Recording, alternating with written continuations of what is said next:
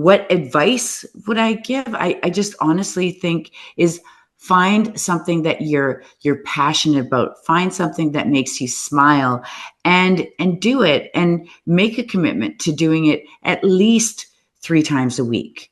And, by, developing a routine will hopefully, create longevity.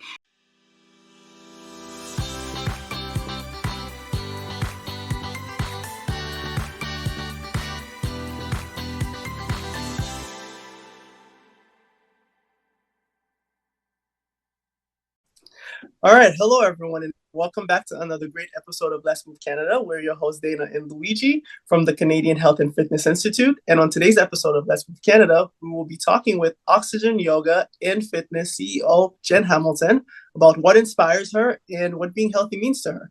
Now, before we dive into this, let me start by saying that this podcast is brought to you by the Canadian Health and Fitness Institute, whose mission is to make Canada the fittest nation on earth by 2030.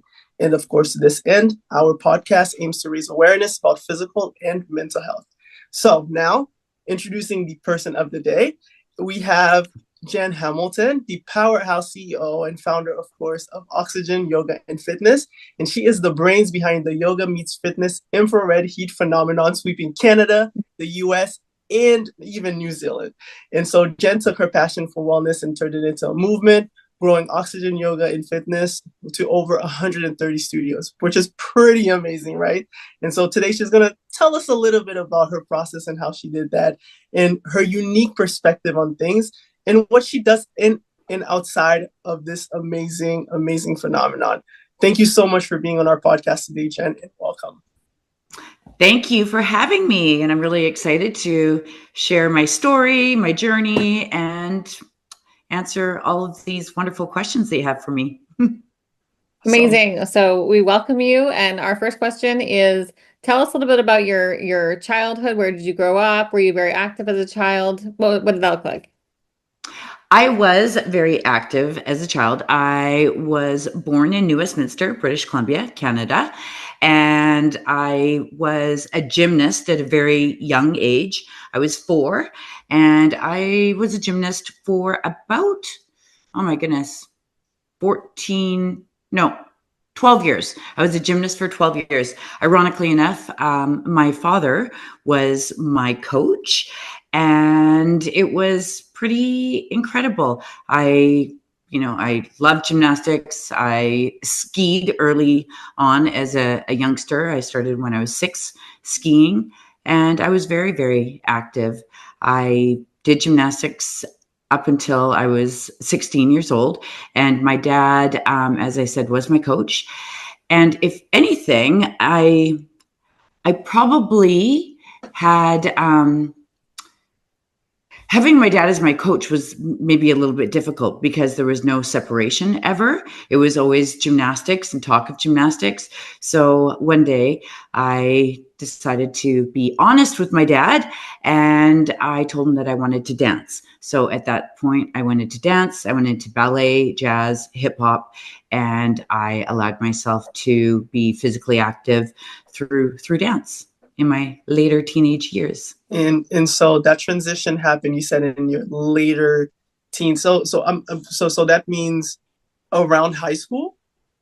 Around high school, yes. And I remember, and this is something to be said about doing something for yourself or doing something for somebody else. Mm-hmm. And at that point, I was doing gymnastics because I thought my dad wanted me to be there. Mm-hmm. I wasn't being true to myself and what my passion was. And my passion was dancing and moving my body, through music and movement that way. And I mean, I loved floor because I got to dance around and tumble, but the other apparatuses, I didn't really love. And when my father was coaching me one day, and quick story, he sitting on the vault runway, and I was on the beam, and I was supposed to do a front walkover, front handspring. And I was just stubborn. I was standing there and I did not want to do it. And my dad says to me, "Why are you in this sport?" And I said, "Well, because I thought you wanted me to be here." He says, "Come over here." And he patted his seat right beside me, said, "Sit down." He's like, "Sweetheart, I don't want you to do anything that you don't want to do. And it was at that point I looked at him and I said, okay. I said, I'll do the teen program. So I still did gymnastics, but it was more recreational. It wasn't competitive. And I said, I really want to go into dance. And because I was training so much, I didn't have the time to do both. Right. So it gave me the opportunity to do gymnastics 1 day a week. And then I danced 3 other days of the week. Wow. That's so, yeah, that's really interesting. Your dad was just very open to that. He was totally open to it. Yeah. And that was nice. The whole thing is like, I was so afraid of disappointing him. And it was at that point, you know, I learned to be honest and hear myself in my voice and appreciate that. And as awkward and as uncomfortable as it may seem, that moment was, it allowed me to really grow and develop as a person. I think it's been a strong foundation to the person that I am today about being forthright about my feelings and just everything with regards to anything. Right. How long did you dance for? I danced for about 4 years. And then I got busy with work, and then I actually started dance again after I had my first son. So that was, oh wow, that's so cool. When I was 26, I went and I joined dance, and that was my one outing that I would have for myself, you know, just to be not with baby and kind of do something for me, right? You know, I've been thinking about starting dance. Oh, there you go. You should do it. I saw something posted on Facebook around here that was, because right now I'm going to Pilates and yoga and things like that. But then I saw this thing about dance and I was like, I don't know. I'm like, am I too old for that? And then I thought, no, I'm not too old. I saw somebody on Instagram that was starting, you know, her Broadway dreams, and she's 57. So I was like, that is really so cool. Have you seen her? It's really cool. I don't think I've seen her, but it's really cool. It's so cool. Like, you're not too, you know, it's never too late. And like we were just saying, you had your son and you thought, I'm going to go dance again. And how long did you dance for after that? About 1.5 years. And then obviously, you know, life gets busy in the way, right? Yeah. Exactly. And then I was doing more things like with Braden, but also that kept me very active too. So yeah. Oh, very cool. And at what point did dancing in life get you to Oxygen Yoga and Fitness? Well, that's a great question. I don't know that it got me to Oxygen, but it helped me create some of our business model. Okay. So, I mean, typically speaking, you know, when I used to go to yoga classes, there was no music, or there was like oming and chanting. Well, when I had the opportunity to create something that was near and dear to me, that was to incorporate music with the yoga. And it just allowed the body to flow, which, you know, in whichever style of class it was. So like, for example, a deep stretch class, there's a different type of music that we would have that would coincide with that class. A freedom flow class, it's, you know, the like you're flowing from pose to pose. So it could be Adele, you know, in the background, and it just, the music just allows for more fluid movement, and I think a means of expression. So that would be where I think that the music and the dance and everything kind of correlated.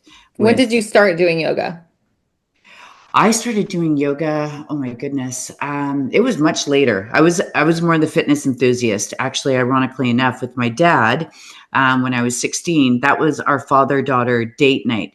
On Wednesday nights, we would go to the gym and work out. So my dad really, he was a bodybuilder, and he taught me a lot, you know, about the body mechanics and everything. So that's how I initially really became interested in the fitness component. And then it grew and grew and grew from there as I, you know, practiced more, trained more, and became more aware of the body and the right. The so workouts, you were doing yoga for a long time, and then how did you end up with your first Oxygen Yoga? Well, I had a previous business, and it was called Cardio Core Boot Camp, and that was based on fitness. So the yoga, I started doing, I would say, when I was 35. But the fitness I started doing when I was 16 years old.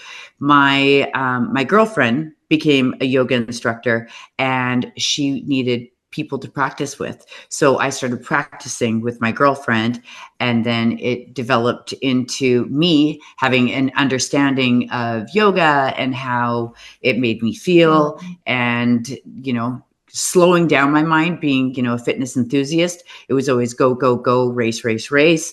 Whereas the yoga was, slowing down my mind and stretching. And I saw the benefits that my body felt, my mind felt, experienced with doing my yoga practice. This is fascinating. I'm just imagining. I'm just looking at the timeline here, where you went from being a gymnast to a dancer to the boot camp to doing yoga. It's you see a lot of the movements, the dancing, the movements that allows the body to express itself. And I just love that. It just makes so much sense to do yoga with music, because when I see gymnasts dance, for example, or perform, for example, there are certain movements with putting the hands up, for example, that looks like a stretch, and it's to the beat of the music. So it makes perfect sense that, translate that into dancing, translate that into yoga, you're expressing something. So I think that's fantastic. That's fabulous. Yes, no, it was absolutely wonderful. And you had asked when the first location was. So it was 2019 no, 2011. I'm sorry. What am I thinking? 2019. 2011 is when I was introduced to the yoga with my girlfriend. And this was at a yoga studio that was in Maple Ridge, and it was all done in the infrared. So it was a completely different environment that I felt the benefits of the infrared, and it was incredible, and I loved it. And I was they knew that I was a fitness enthusiast as well, and the previous owners asked me if I would go and teach a boot camp class there, and I said sure, why not? So I did, and I actually fell in love with doing the boot camp in the infrared. And I was, at that time, I was flipping houses. And instead of buying a house, I was offered to purchase this yoga studio. And at that point, that's when I got the opportunity to create my own model on what I saw, to be a yoga and a fitness studio, and a collaboration of yoga and fitness together, which are the fused classes that we offer and are proprietary to our brand. Wow. That is amazing. Really cool. Yeah. I love the little bit about the house flipping. I was not expecting to hear that. It's really cool. Yeah, throw that in there. House flipping. Of many trades. That is so cool. So what is your personal fitness? What does it look like in a week? In a week, I wake up every morning, and the first thing I do is I take care of my fitness needs. So I either go to a class or I go to the gym. And it's those times that I do not have my phone attached to my body or to my ear, that it is my own personal, get myself going, take care of myself, set myself up for a day. I then do a little bit of meditation, just to allow myself, just to give myself some purpose for the day. And I do a lot of gratitude affirmations as well before I actually start my physical work day. So every day, it's either a class, the gym, and I like to take a lot of my work calls walking. So being down in Vancouver at the seawall, I'm like Forrest Gump. I swear sometimes people see me walking back and forth, and it's just nice place to walk. Right? It is. Yeah. And it's just, it's soothing. And I think when you have the ability to move and talk and walk, you can express yourself maybe a little bit more freely. And what about your diet? What do you have any strict diet you follow? Oh, well, you know what? I've always been very, very good with my diet. Although my dad was diagnosed with brain cancer, Okay. this year, and he actually, sorry, I say this year, he passed away this year. He was diagnosed in Sorry to hear that. October of last year, Okay. and it was at that point that I wanted to get an understanding of, am I okay? I have three children, and because my dad was fitter than a fiddle, healthy, Right. like Mm-hmm. his 70th birthday was September 5th, and I made him dinner. And October 26th, he Oh my was gosh. admitted to Praise the God. hospital, Oh, and he so never sorry. left. Oh. So it was a really, really a big eye opener for me and Mm-hmm. scary. So at that time, I went to Integrated Health, and I got all of my blood work done. I got all of my allergy testing done, to find out that I was allergic to a lot of the foods that I consumed on a daily basis: Oh, wow. nuts, flour, yeast products, rice. I would have sushi 3 times a week, but and I would have a lot of irritable bowel, problems and what have you. So in saying that, what do I eat now? I eat meat, I eat fish, I eat greens. I've got quite a strict diet. It's gluten free, Mm-hmm. and I feel amazing now. My body, since I've changed my diet, is it is it, it's working for me rather than against Oh, me. Really? So you noticed a So huge change but with all of that. right. huge Wow. change. Like it's incredible, and Oh. my actual physical appearance has changed. Like, in fact, I'm eating more than I ever ate before, Mhm. yet I've lost weight. My body, Wow. like, shape has changed because Mm-hmm. I'm putting foods into my body that my body is capable of digesting. Right. Whereas I was putting in food that my body was always battling with. And I use the Yeah. analogy, I'm like, it's like putting diesel fuel in a gas powered car, Mm-hmm. Right. right? That's a good And if you analogy. think of it, if you Very think of good it that analogy. way, that's exactly what I was doing. So, if anybody out there is having, just tummy problems, or, like, I would strongly encourage you to go invest in finding out, the fuel that is going Mhm. to really serve your body, because it's been life changing for me. That is something that I used to read a lot about. That knowing your gut health, it Hmm. really helps you improve you with even just living better.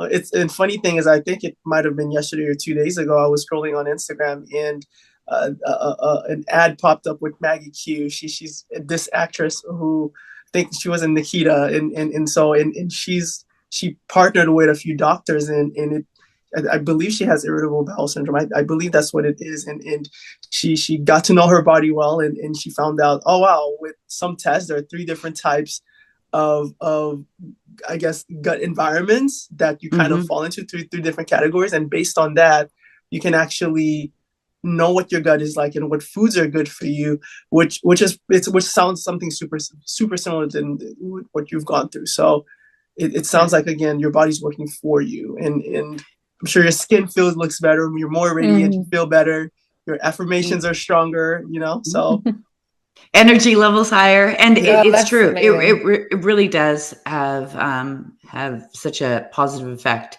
on, just the way I Yeah. feel all Speaking, around. so what you're saying about like energy levels, when I was not exercising, my energy levels were terrible. They were terrible. I just thought Hmm. I was, I'm like, I'm tired all the time. Mm-hmm. Maybe I have chronic, like, I'm like, start thinking about things that maybe something's wrong with me, right?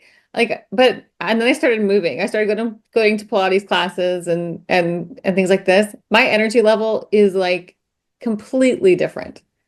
It's Yeah. amazing. Well, and you're releasing, you're releasing toxins, you're Mm-hmm. releasing negative energy in a positive way, right? So movement is Yeah, it is key. like your body just like forget, I started getting like, oh my gosh, I have to bend down and I'm like my knee hurts. Like what? That's crazy, right? So, and I don't notice anything like that anymore. But when it was starting to be okay. I need to actually do something, right? Because I'm not, when I was younger, when I was in high school, I was dancing. Um when I was younger, I was working it all the time, and then I just got into this place where I was like working on the computer all day and not getting out, right? Or, it was just it was a bad decision on my part. And so I started, okay, I'm going to go to these classes, I'm going to do these things, and it totally changed. So, what my next question, or our next question, is what advice would you give to young Canadians? Because right now we are facing this crisis in Canada. It's not just in Canada, but it's definitely a Mm-hmm. problem in Canada where younger people, children are, facing diabetes and all of the metabolic diseases and all of these things, not getting enough exercise. So what advice would you give to people that they're just not being active? You know, what advice would I give to people? I mean, there's different reasons, if people aren't active, maybe they can't afford it, so there's ways to be active and there's ways to get out there that don't cost any money. I mean, as Hmm. families, doing things outside together, simple little things, playing hide and seek, playing tag, those are just fun little games that you could do with children at a young age Hmm. to introduce like being physically active. And I think it stems a lot from the parents as well, Mm-hmm. and they have Yeah. to want and have a passion for being physically active too. Mm-hmm. Diet is 80% of the the results of people and how they're feeling. They need to understand what they're putting into their bodies. I mean, Hmm. fast food is not good for you. I always say, when you can't pronounce the first couple ingredients in what you're eating, you probably shouldn't be putting it in your body. Staying to Yeah. the outside of the grocery store when you're grocery shopping, and avoiding the stuff in the aisles, because that it's perishable. So the ability for your body to break it down easier. There's so many different things. But what advice would I give? I just honestly think is, find something that you're passionate about. Find something that makes you smile, and do it, and make a commitment to doing it at least 3 times a week. And by developing a routine will hopefully create longevity. Hopefully it will create more consistency with the routine if you're loving what you're doing. And Mhm. those would be my little words of advice. I don't know if that is what direction you were looking for. Yeah, that no, and Yes, I think that's anything great. that you're a lot of your focus is on what you're saying is to focus on what you're eating and what you're putting in your bodies, and that's really important for people. It's hard. It can be overwhelming, right? It can be overwhelming to be like, oh, I need to cook all my meals and I can't eat out today, and it's a lot more work, but it's worth it, right? In the end, you're investing in your health. Well, and meal prepping, that's something that you could do, as a couple or as a family, and you could do it, as something that you do together. So it becomes, a bonding experience. Mm-hmm. Juicing. I mean, yeah, I started juicing, and I mean, that's a lot of fun. And Sunday's juice day. So you go and making all of the juices and prep yourself for the week. And it Mm-hmm. also does set yourself up for the week, and just planning and being organized and having things to look forward to, and simplifying things too. Right. I like that. And speaking of just setting objectives for yourselves and goals for yourselves, we want to switch it a little bit back to oxygen yoga and fitness. We're curious to know if you could tell us a little bit more about the mission and the future goals for oxygen yoga and fitness. Well, the mission right now is growth, and growth with studios. So we've entered into the States. We have a number of different locations opening up in the States. We've got New Zealand open. We've got our second location opening in New Zealand next year. Congrats, Thank you. yeah. Thank you. And we are in conversations right now with a group who's wanting to open in India.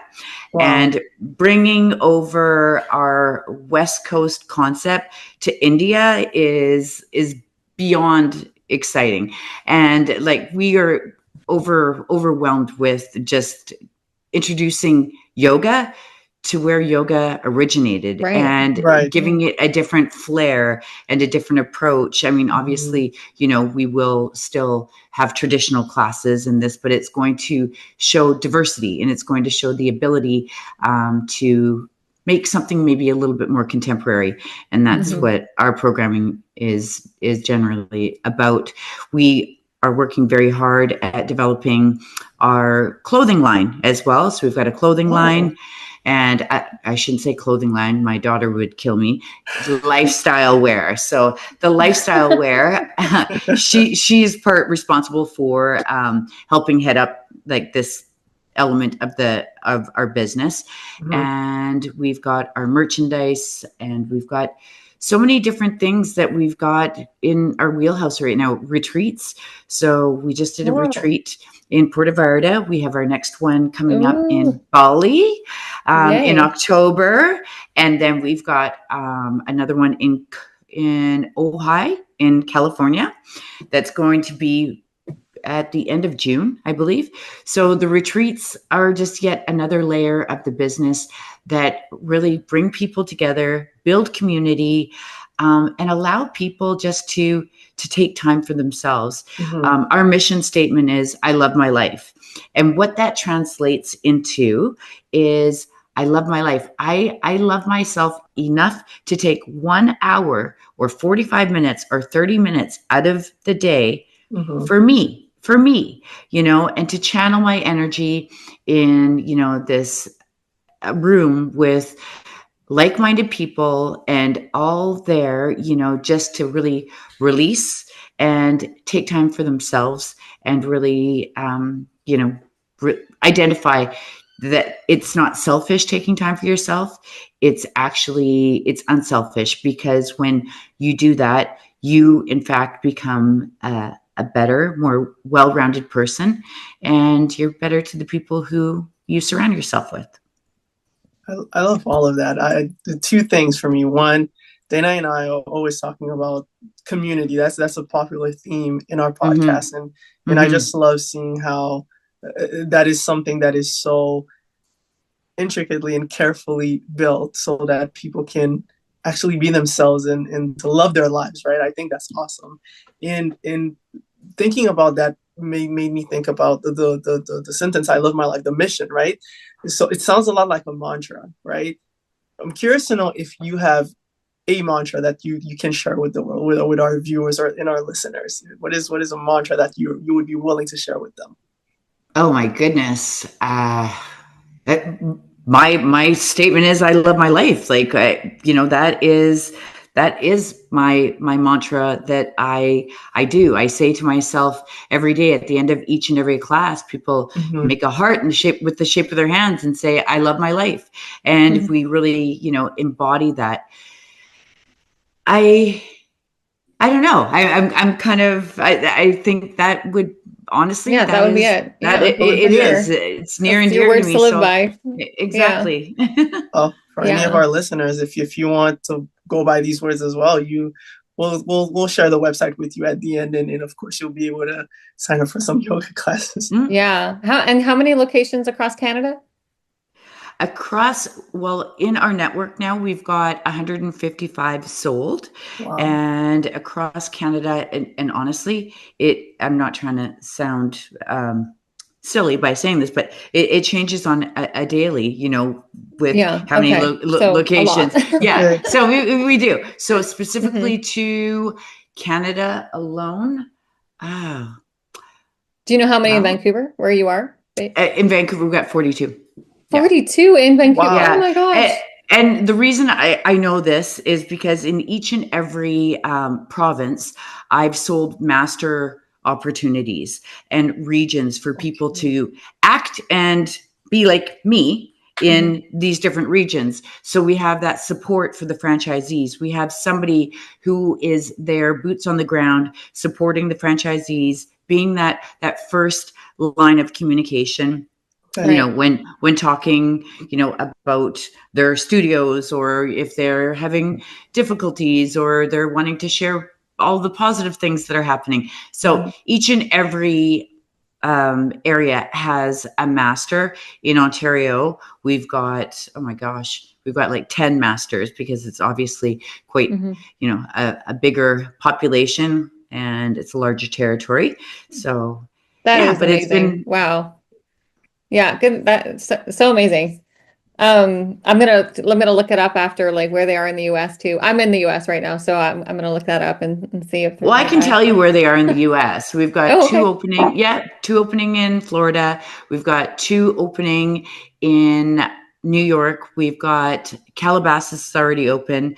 We are opening in Sacramento. Wow. We've got Agora opening in California. We have Iowa opening. We've got Phoenix opening. We've got Wow. Bellevue That's already really opened. cool. Wow. And I think That is that's, so but exciting. each and every one of those locations I've sold as area reps. So therefore it is just like in Canada, a master, yet it's an area rep in the States. So different terminology, we bit different logistically, just from a legal perspective, but it's the same idea, having that person there responsible for overseeing a region and giving and providing that support to the franchisees. Okay. All right. Amazing. Thank you for That's- letting everyone know that. We have a couple more questions, and that's it, 'cause we've already kept you a long time. Our question we always ask is, what are some of your hobbies outside of yoga and fitness? Oh, I've got lots of hobbies, and most of them are outdoor. I love skiing. I love hiking. I honestly, I just like to be very physically active. As I said, I like dancing. I love golfing. Oh, nice. And yes, it's a fantastic sport, and it's one that you can really grow old with, because it keeps you walking and healthy and limber, but it's not too, strenuous on your joints and what have you. And I love reading. I don't know if shopping is a hobby, but if we can call it a hobby, I It's a love hobby. shopping. And my closet would validate that. So, and yeah, I just honestly, I really just love being active. Enjoying and I like life. It sounds like you just enjoy life to the fullest. Life. Yep. Right. Loving their life. Yes. Yeah. And I'd say the last question that we have is, and we ask this to everyone, which is, what is something Canada should focus more on in regards to health? Okay. I kind of lightly touched on this. Canada, I think, needs to, there's a couple different things. We need to focus more on the mental health and those downtimes, the meditation and slowing down and being mindful. I think we need to also teach children at a young age breathing, and how important breathing is, in dealing with maybe a stressful situation, or anxiety, and just coping mechanisms on how to help people with dealing with anxiety, dealing with depression, and I think through physical activity and being mindful of, just slowing yourself down and channeling your energy in a positive way, would be really useful. And to start that at a young age. When I was working for the school district, that was something I did, is after lunch and after recess class, I would do a little, like, 5-minute yoga class with the kids, and it would ground them again and get them kind of, okay, you just came in from the playground. Now we're going to ground you and allow you to become present right here back in the classroom. And I think that's really an important tool to teach kids at a young age. So I think maybe more of an early intervention on teaching, these healthy ways of channeling your energy, as opposed to the quick fix, going to medication and just, understanding the body and how you can make the body work through tougher situations. And if the government would also provide maybe more funding for people to be, and not just children, but teenagers, adults, to be involved in sports or in activities that a lot of the times people have the excuse, or not even an excuse, just the mere fact that they can't afford to go and do some of these things because they're expensive. And I think if we allocated money to helping provide people, these opportunities to go and be physically active, we would be saving a lot more in our healthcare. Oh, that's such a good idea. I love that. Yeah, like more access, just making it more accessible, right? Exactly. To everyone. Yeah. Yeah, that's a big one for sure. The amount of money, like the preventative health is a huge part of this. And the amount of money that is spent on health in Canada, right, is and so much of it is preventable. Right. Yes. So just investing in that investment is super important. So I'm really, really glad you said that. And I really like that you've included everyone in it, right? Not just young people, the kids, but also adolescents, young adults, older adults. It just is great across the board, because moving in that direction in the future just sets us up for a healthier and fitter nation, right? So really, really good. Awesome response. Oh, thank you. All right. Well, that is it for us, folks. And Jen, thank you so much for coming on and for sharing your journey, your story, and all of the really cool stuff that you've done, and even cooler stuff that are coming up, right? So it's really great to hear, and we're just really grateful that you've been able to come on today. Thank you. I appreciate it. And I hope you guys have a great rest of your day as well. Well, you're in California, and it's late there for you if you're in Toronto. Yes, right now it's let's see, it's late, but it's not too late. There's still the night is still young in my mind, and I always make time for a little bit of TV and a little bit of relaxing. So there's still time for that. As long as there's time for that, the day's not over yet. So excellent. Okay. Well, thank you so much. And I want to thank everyone for tuning into this episode. Again, we're your hosts, Dana and Luigi.